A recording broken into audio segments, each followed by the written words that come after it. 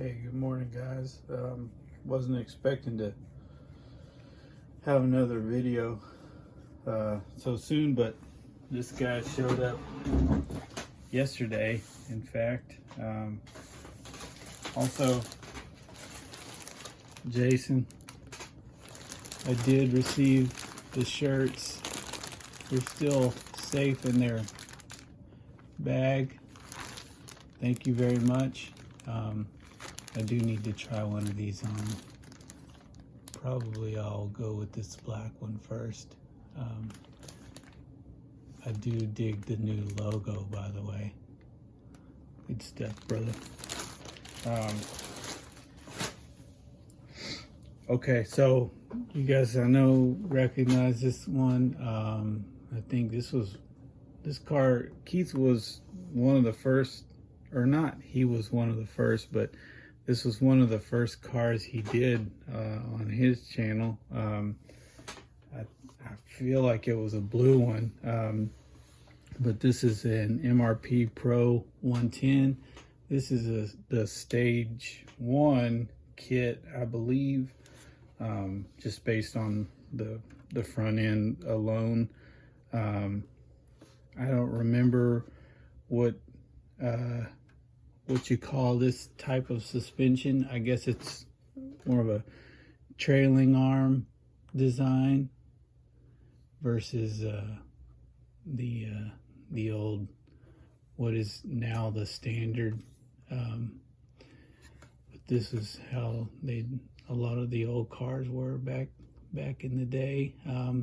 They did make a stage 2 kit, which I haven't really seen, or I definitely haven't seen one in person, but where they move the arms so that they attach on the sides of the chassis, which maybe gives you a little more travel. I'm not sure what the benefits over one design or the other are, but anyways, this guy showed up yesterday. It was, I have to go back and look, but I believe it was also sold as a new build, and it, for the most part, lives up to that. There's no real damage. There's a little bit of scuffing down there. Certainly wasn't abused at any point, but this is another car I know nothing about. I'm sure I'm gonna learn a little something here, but let me pop this body off. This is a chore in and of itself. Of course it'll go smooth now that I said that. That's pretty cool. Some pretty classic old decals on that sucker. It's in good shape too.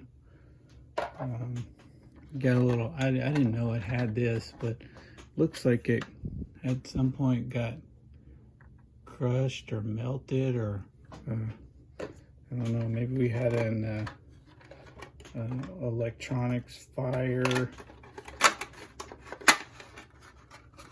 or yeah, I don't know, but that's all right. Can't really see that part when the body's on.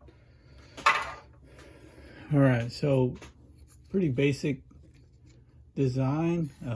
It does have that upper lower deck there, so probably pretty rigid, although I don't know. Again, with the sort of trailing arm design, suspension in the rear as well.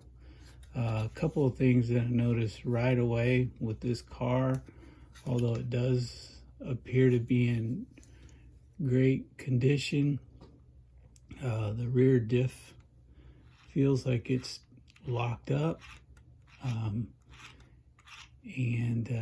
not too sure about that.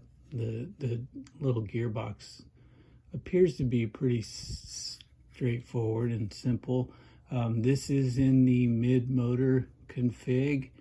I guess you could swap that to have the motor hanging off the rear if you wanted. We'll see. I kind of think it's neat like it is. But I'm gonna have to take it all apart anyways, because in addition to that being locked up, there's like a dead zone. I would say almost a quarter turn of the wheel where none of this is moving, and you just have, yeah, some slop. So I need to crack that open and have a look. Hopefully I don't mess it up more than it already is, unless that's by design. I don't know. Dog bones got those little springs in the cups to keep those guys snug in there, which can be an issue with those trailing arm setups. So those look like they're not going anywhere. We got full travel in the rear suspension, roughly, but I guess the final issue, well, not the final, but one more issue up front is that this side seems to go almost all the way, which isn't very far, but this side is really kind of locked up. It's binding. I don't know if that's in the shock internals or if something else is caught up, but we'll address that. I mean, these are just some of the things you find on an old car that you know, it's not like the seller's trying to hide anything, but when he tells you something's new, you got to take that with a grain of salt when you're dealing with an 80s, anything to do with 80s RC. Only other thing I saw, I think that's an old ESC. That almost looks like that link there has been soldered or something. It's kind of hard to tell, but I'll address that when I'm in there. At least it has an actual servo mount, even though it looks like it's split from the screw holes at the top. We'll take a look at that.